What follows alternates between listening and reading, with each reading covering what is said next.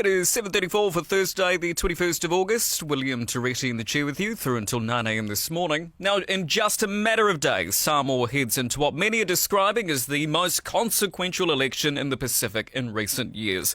The campaigns are heating up, the rhetoric is intensifying, and the outcome could reshape not only Samoa's political landscape, but the wider region's balance of power. Will the current government cling to authority, or is the opposition surging towards change? These aren't just questions for Samoa. They're being watched closely by regional partners, development agencies, and yes, even the world's major powers who understand just how pivotal this vote could be. PMN's senior journalist Renate Rivers is in Apia, soaking up the atmosphere and following every twist and turn of the campaign. She joins us now to bring us the very latest. Talofa lava, Renate, thank you very much for your time. Talofa lava, Viliamu. Lovely to connect up with you this morning. Yes, certainly. Look, describe the mood on the ground. I know you haven't been there too long already, but give us a sense of what's going on at the Mo. Well, I haven't been here 24 hours yet, but I can tell you that actually my first impression was a bit of a fizzle. Oh, yeah. okay. It didn't. Yeah, I was expecting sort of like the roads lined with billboards and banners and all of that, but it just seems like business as usual. People are just going about their lives. Maybe it's because there's been an onslaught of the political sort of posturing over the last few weeks. Maybe people are just a bit tired. But yeah, the mood's pretty anticlimactic for me. Okay. Or maybe it's because I haven't been out and about enough yet. So, Perhaps. Yeah, and I want to touch on that point that you just made there in terms of people perhaps being tired or fatigued.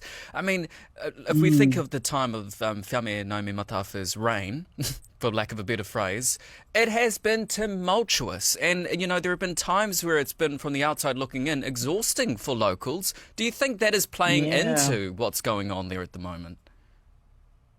I probably. I mean, I know I said before that Samoans really enjoy a bit of drama, and they love sort of things going on here and there and finding out what's going on from different parties. But I think some people are actually quite tired because it's been going on for quite a while. Yeah, I mean, this has been months.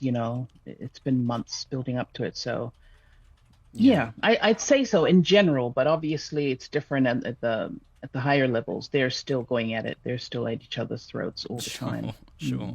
And I love that. But look, what are some of the top issues for voters, do you think, heading into the election?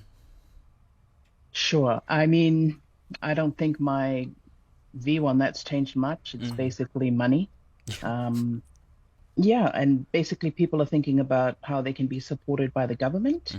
At the rallies, from what I can tell, manifestos are still getting a lot of attention from voters.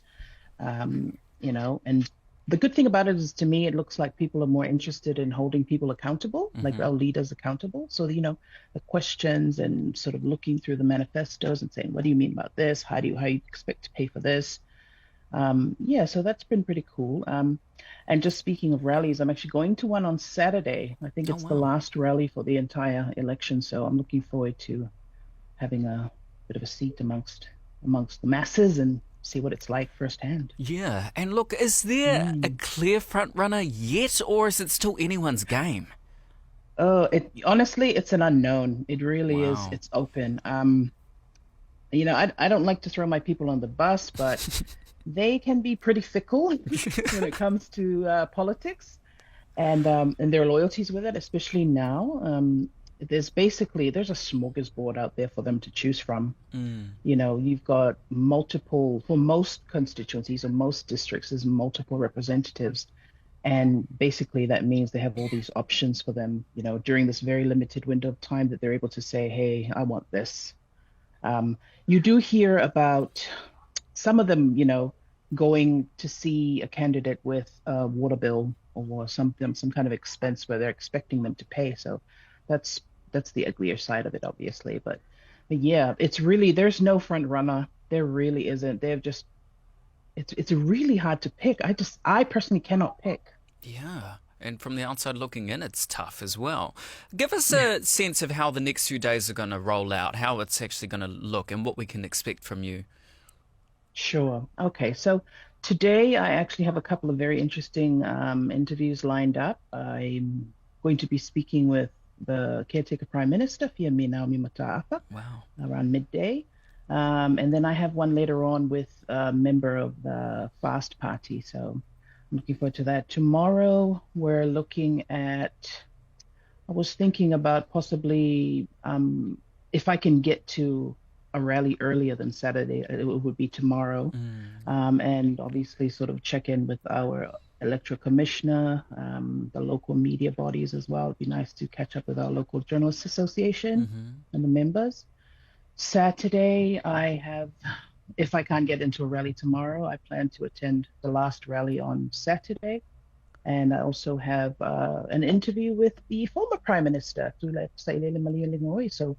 that's going to gear up to be pretty interesting. So I'm really hoping I can line something up with the Fast Party leader, Laoli. So I think I'll be knocking on his door later on today or tomorrow. You're a busy woman, busy woman. I'm looking forward to these interviews that you've got lined up. Look, give us a bit of a sense, and perhaps, unfairly or maybe fairly, Fiamia has copped a bit of criticism in terms of the way in which she campaigned in the past. Is she more present and on the ground this time round from what you've heard, or no? Absolutely. Much more than before. I think for the 2021 campaign, she was sort of like in and out. She'd arrive and speak on the rule of law, specifically the 3 bills at the time. Well, eventually, she would come in and talk just about that, and then she would basically leave the rest of it, probably the uglier side of it, to Laoli and the rest of them to take care of. But this time around, she's been at the forefront. She's been talking to all the communities wherever their roadshow has taken them. And, just getting amongst it and answering questions and being very present with the media as well, which has been a lovely change. Yeah. And with, obviously, the Caretaker Prime Minister, I mean, she has made headlines globally, seen as a progressive figure in the sense of, I've seen her just reading a headline from BBC News a few years back, celebrating her win. Do you think she has been good for Samoa's brand? Or not? Good for our brand. Okay. Of course, I think good for the Pacific, not necessarily just, obviously, I'll say yes, Samoa and all that. But for the Pacific, we don't have that many leaders, women leaders. We have quite low rates globally compared, to other regions around the world. So it's been good for that. Not very good with the way that the party has ended up in her first term as PM. But I think she's been good. She's been good for our image overseas. Sure. I'm not sure if that has necessarily translated too much locally, like, on the domestic front, but most people here, they're like, oh, whoever's PM's PM, right? This time, it's been very different. People are very opinionated about things. So, yeah. And look, I also, just on social media, I mean, I've noticed a lot of younger Samoans, weighing in and having a debate online as to the future of Samoa, which is beautiful to see in terms of young people are getting more engaged. What do you think that suggests, though, about young Samoans perhaps playing a bigger role or wanting a bigger role in politics? I think, I hope it translates across into real life. Yes. Having an opinion online and being very strong on your keyboard or typing away on your phone in the middle of the night about someone is different than being face to face in a village meeting or across from your family head who wants to straighten you out, that kind of thing. But I hope it translates across and they can feel more emboldened. Samoa's funny, I guess it's not a secret or anything that we vote along familial ties, familial lines. So, and generally we take our leadership or our guidance from whoever's the head of our family or in our village. So, we'll see if it makes any change any difference in the long run. And do you think, and again, maybe I'm just always the person drumming this up, but I really do think this is the biggest election in the Pacific this year. Do you think Pacific neighbours will be watching Samoa's campaign unfold this coming week? Oh, I'm sure they are. But I think also they have their own issues to deal with. I'm Yeah. looking at you, Tonga and the Cook Islands. Just as a little aside there. But yeah, also, with the current PIFs issues and the dramas there, um, I think they probably are, probably less than we think that they are. Mm. More so, to see who's going to come out of it and who's going to be making the decisions later on the regional level as well. Yeah. Mm. And yeah, just before we wrap that up, perhaps a follow-on question to that point is why Hmm. does this election matter not just to Samoa but to the Pacific as a whole, do you think? Yeah, yeah, yeah. I actually touched on this, just a little plug for my election explainer that should be Woo. out in full today. I actually write about that a little bit as well.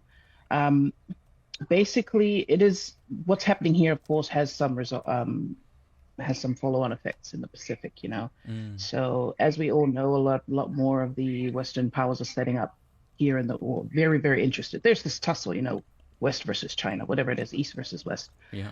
Here in Samoa, it's been particularly interesting because a few years ago, I think it was just before COVID, we had the first uh, High Commission from Britain set up. Mm-hmm. And then more recently, France set up, and we have no real affiliation with France. So it's just very interesting the way these things are being set up here. And obviously with the new FBI post in Wellington, there's a lot to consider. So obviously the region is very interested in what's going to happen here, especially as we are basically, the one of the most stable in the region. Yeah, We've been seen that way. absolutely.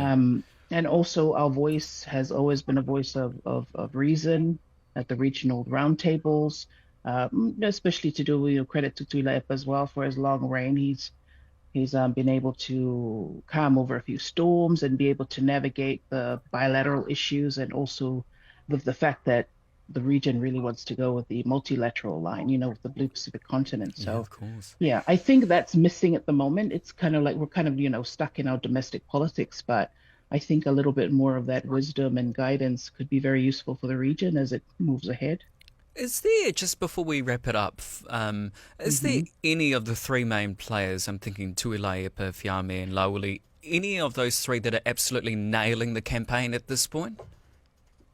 Ooh, um, they're all doing it very differently. Sure. So it's hard to sort of compare apples with oranges, right? Uh, Tui's managed to. I like the HRPP's campaign because he sort of looks at the big picture stuff and he's, making the overall comments and talking to the media and all of that. But then at the same time, they have this really awesome show called Mapu Maiepe Tisa, Mm. where each individual candidate is able to talk about their own what it is that they want to do for their district. It's their Wow. platform, Yeah. which is very cool because we get to know more about them instead of just Tui talking at Yeah. us. And then with Fiame, it's been really good to see her out on the road, on the Mm. campaign trail, meeting with the everyday man and woman and child. Very different as well. They've just got a bit cheekier with their online campaigning, I must say, with social media. Some of their memes coming out recently have been a little bit eyebrow raising, but it's good to see that there's some humor there instead of sort of like just the conservative, measured and very classic lines that she has. Fast, Lauli's obviously all about he's very emotional. He's very emotive in the way that he delivers his messages. It's more like a preacher Oh. to his flock. Yeah, so it's been interesting. It's different amongst the three of them. I think they've all done very well. Yeah. Exciting times indeed. Hey, look, before we wrap up, Mm, any final thoughts? And of course, we're going to be checking in with you throughout the election campaign, but just any thoughts from yourself? thank you. Oh, I really just think that this is a super important election, not just because who's going to be the next leader or whatever, but to me, it really shows that we can make a change anytime we want as voters. It doesn't matter who's in power.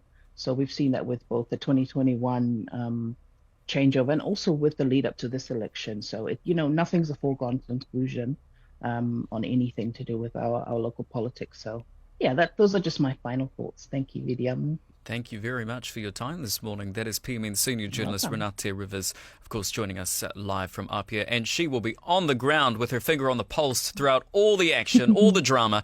And looking forward to speaking with you, of course, as the campaign rolls on. You enjoy it, eh? Soak it all up. I'll enjoy the warmth for you. Thank you very much.